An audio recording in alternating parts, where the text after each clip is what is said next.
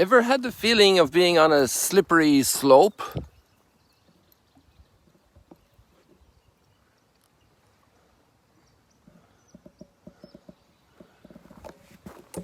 I remember before coming here to serve here in the Holy Land, I was in the Phoenix area, in a little place called Queen Creek. There was a church there for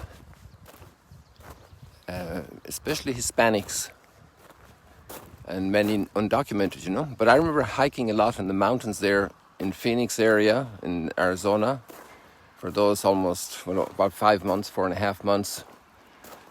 We used to go on Mondays and the priest on a hike, and I remember being in one spot that was steep and gravelly, and you were wondering, where do I get footing? Where do I get solid footing? Am I on a slippery slope?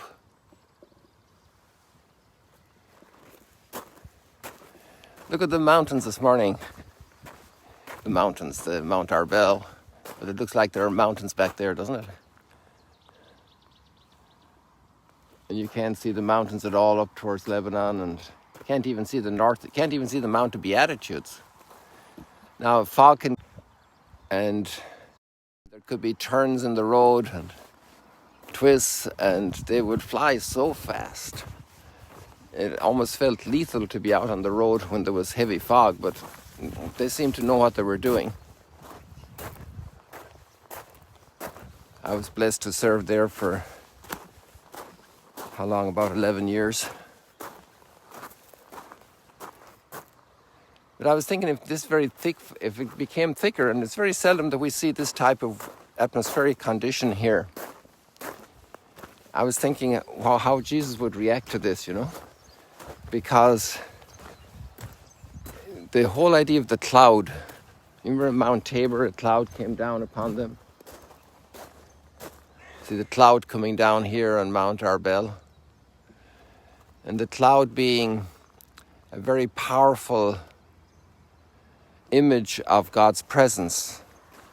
Like God wrapping us in a big blanket all around.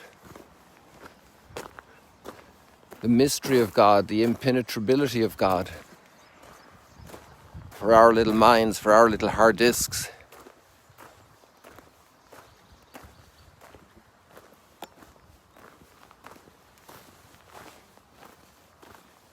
I'm going to stay on the dry footing here, people, today, because it rained a lot, and so everything is soaking wet. The ground was soaking wet already, you know.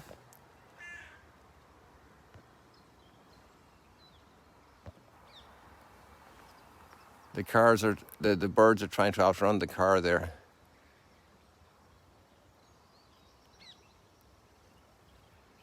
There's a few more here, 4 more coming here.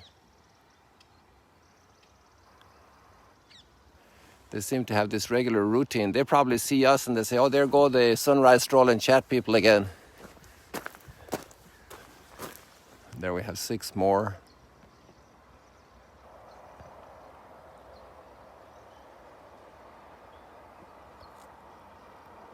And they do that run every day, interesting. And the other ones do the run here. And they have their patterns.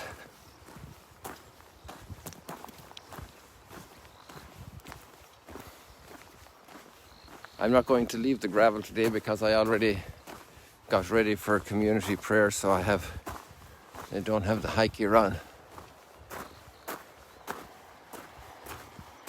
Just came over here to see if there's any flower for you, because flowers are kind of part of this morning stroll and chat. So these are beaten up bougainvilleas. All the rain. And these ones look a little better. Pretty nice, actually.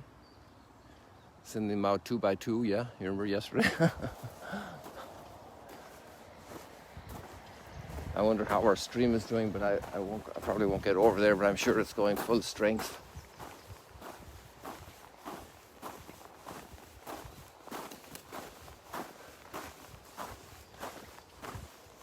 Although I can walk here, I think there's a little bit of sufficient dry. I don't want to get my shoes caked up with earth. Oh yeah, it's flowing nicely. You know, I used to point out to you from down there, just at the corner of the wall, and we'd look up this way. A little bit, we couldn't get this view here. So it's coming down from the archaeology. Maybe we'll get up there today since we can't see a sunrise, probably. Unlikely. Unlikely to have a sunrise today. What do you say, Soder? So this whole experience, you know, it's amazing how every creature and every creature condition can be a place for us to encounter God. And the fog and the mist.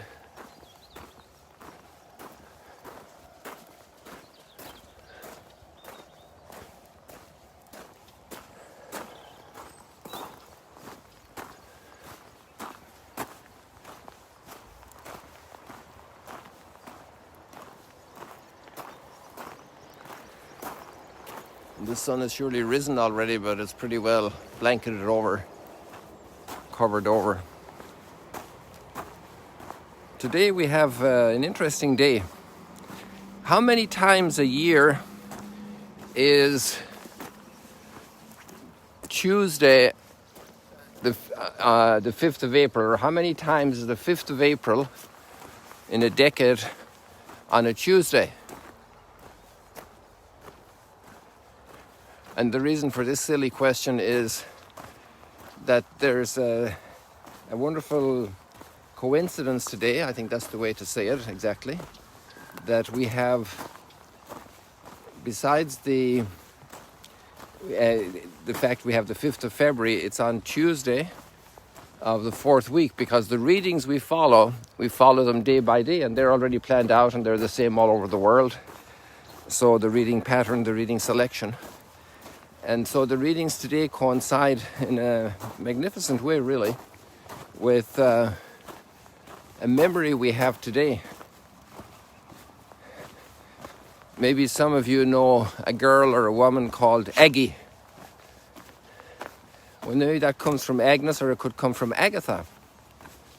And both of them actually have very common story. Both of them are amazing girls. Agnes was younger. Agatha was at least 15, maybe she was 20. And we're talking about the 3rd century. And if you never heard of her before, check her out, because just Google her a little bit and read a few things about her. Because there's some of the things there I couldn't even tell you, they're so horrible. But what were done to her. But an amazing girl, you know. And then in the Gospel we have the story here from Tiberias. Well, the story is, the understanding is that it happened in Macaronte, which is a fortress Herod had in the Dead Sea area, about halfway down the Dead Sea on the today's Jordanian side, on the east side of the Dead Sea, and he had a fortress there, Macaronte. Oh, I'm not sure how it's pronounced, Macarios in English, I think. In Spanish it's Macaronte. Macarios. And in this fortress, he obviously had, and all those rulers had, in every fortress, they had a prison to put in the people they didn't like there, the people that were inconvenient, or some people who were violent. And in this case, there was a prisoner there, and his name was John the Baptist.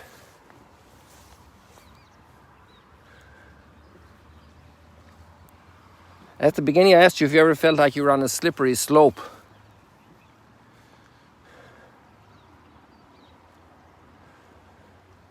And maybe we're always all on a slippery slope, because we can't secure where we are right now as a stable position all the time. So we're going to be moving.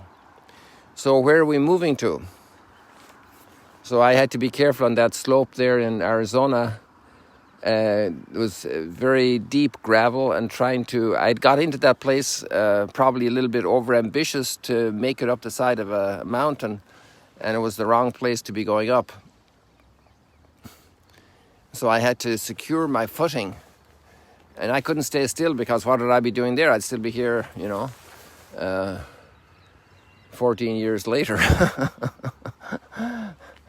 It's just a little over 14 years ago this happened. And so you have to keep moving in life. And And each step you make either helps you to gain grip and to go further up, or to slip and to slip down. And somehow the more I think about poor Herod Antipas, he might have all the goodwill in the world, and he was interested in listening to John the Baptist. He was intrigued by this very holy man that was speaking about justice. And Herod's heart had some sensitivity for this, but there was a whole lot in his body, in his person, in his interests, in his connections, in his relationships, that impeded him from following on the upward trail, on building his person. And there was so much pulling him down to disintegrate his person. He's an intriguing character, Herod Antipas. Those lines of the gospel that show him so interested in John the Baptist and so sensitive to John's call to his conscience. And then we have the story of Salome, and she was probably about the same age as Agatha. And Herod loved his daughter. I mean, what dad doesn't like his daughter? And then we had that big party, Herod had all his big officials with him, all his big men of Galilee, it says. So they were having a party. I think it was his birthday party, right? And then there's some details in Mark and some details in the other Gospels. So her name isn't given in Mark's Gospel. I think it's Salome.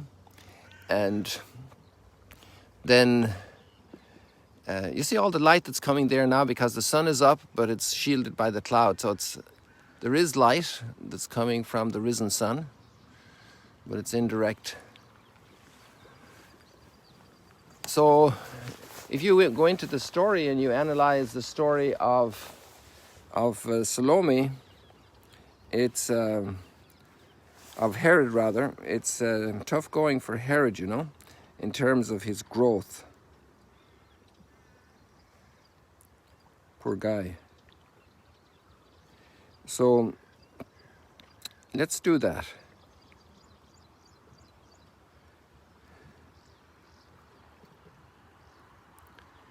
And when we're saying King Herod, in a certain sense, like, what's a king? A king is somebody that nobody tells him what to do. Well, they can try to tell him, John the Baptist tried to tell him, and maybe some of his officials would like a favor, but they're not like giving him a mandate. John the Baptist did on behalf of God, but he doesn't impose it physically, because that's not the role of a prophet. That's not the role of a man of God. It's exhortation, it's encouragement, it's warning, it's motivation, whereas the big boss can, cut off your food supply or have you killed. So, King Herod is a figure with power, with authority, and nobody tells him what to do. And in a certain sense, in our own house, we're all a little bit king. So the story of Herod Antipas, isn't just 2,000 years ago, and it's not way over there in Tiberias. We can see Tiberias from here. The story of Herod Antipas is a little bit inside our own skin. As the saying goes, we got skin in it, King Herod heard about Jesus, for his fame had become widespread. Mighty powers at work in him, and all kinds of interpretations about who Jesus might be, and Herod was intrigued. And now we have the story of Herod and John the Baptist. Herod was the one who had John arrested and bound in prison on account of Herodias, the wife of his brother Philip. So there we need to go up to Caesarea Philippi. So I often mention that, at the foot of Mount Hermon. So it's only about 40 miles away. And that was the seat of the capital, the seat of government of Herod Philip, a brother of Herod Antipas. And then we have this story, and we also have like Jewish law and custom involved in it, and the rest of it, and just basic human morals as well. So John had John arrested and bound in prison on account of Herodias. And Herodias was the wife of Philip, so sister-in-law of Herod. And John said to Herod, John the Baptist said to Herod, "It's not lawful for you to have your brother's wife." And you're the king, and all the people are seeing this, and this is a bad example. And it's against God's will. You can't be doing this kind of messing around, you know. There's so much messing around. We hear that word a lot today as well, messing around. And Herodias harbored a grudge against him, obviously, because Herod's relationship with her was affected because he felt John the Baptist was pulling the brakes on the relationship and saying this has to actually break up, you know, this can't be. And Herodias wasn't happy at all about that threat to her comfortable relationship with Herod Antipas. So she had a grudge against John the Baptist and wanted to kill him, but was unable to do so. Herod feared John, knowing him to be a righteous and holy man, and kept him in custody. When he heard him speak, he was very much perplexed. You see, God's word is reaching down into his conscience. He doesn't want to change too much. He just likes where he's at, but yet he's uncomfortable.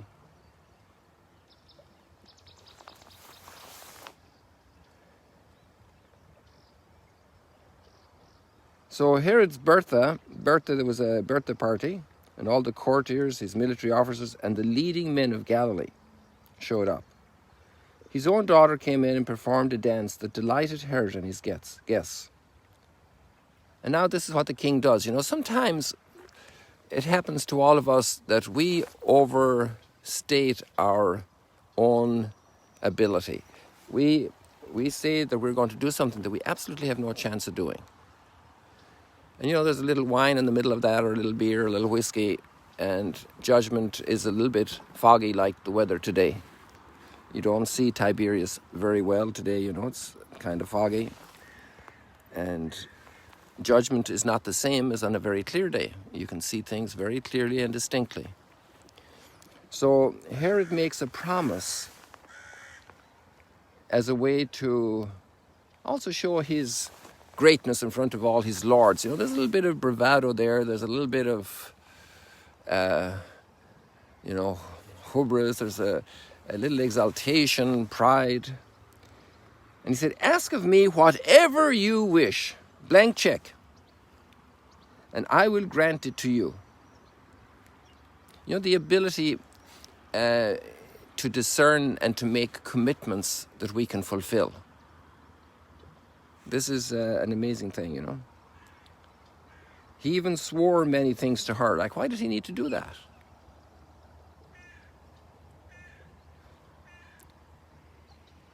I will grant you whatever you ask of me, even half of my kingdom. I mean, how is the guy so enraptured, so taken up by the dance of a minute that was over in a minute or 3 minutes or 5 minutes, let's say, and he's going to give away half his kingdom?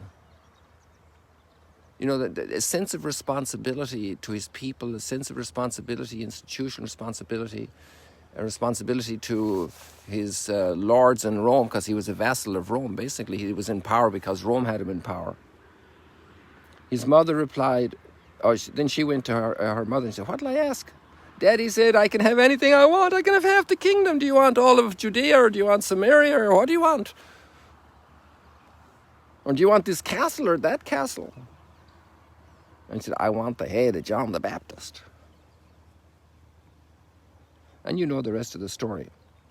The king was deeply distressed. But listen to this. Because of his oaths, O-A-T-H-S, I'm sorry, I'm Irish, I can't pronounce it well. Because of his oaths and the guests, he was embarrassed in front of his guests. He did not wish to break his word to her, because his word was more important now than God's law. His word was more important than killing a prophet. He was unable to say, I'm sorry, I put my foot in it. I can't do that, girl. You got a second chance. So he promptly dispatched an executioner. He didn't promptly react when John the Baptist said, you're doing the wrong thing here, buddy. No. But now he's promptly reacting. It's amazing how evil can also work promptly. And goodness can take so long to do. Sorry, I'm trying to get some birds for you there. They're coming sometimes. They take me by surprise here.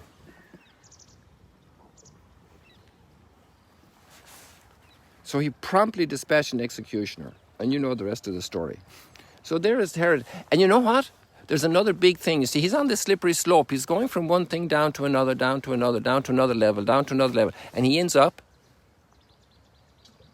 dismissing Jesus and sending him back to Pilate. His own fellow Jewish person, and he sends him back to Pilate, the Roman governor, to be executed.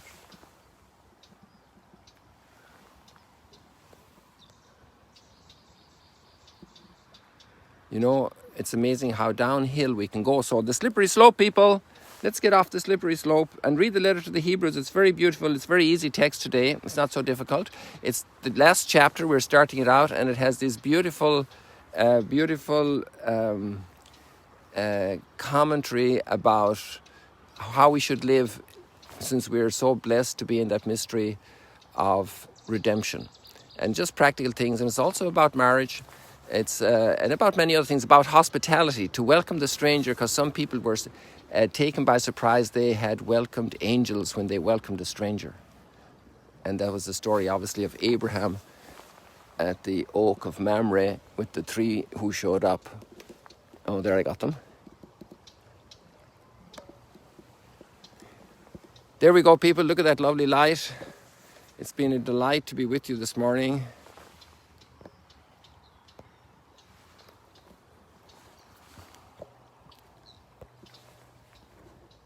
See you later, alligators. God bless you.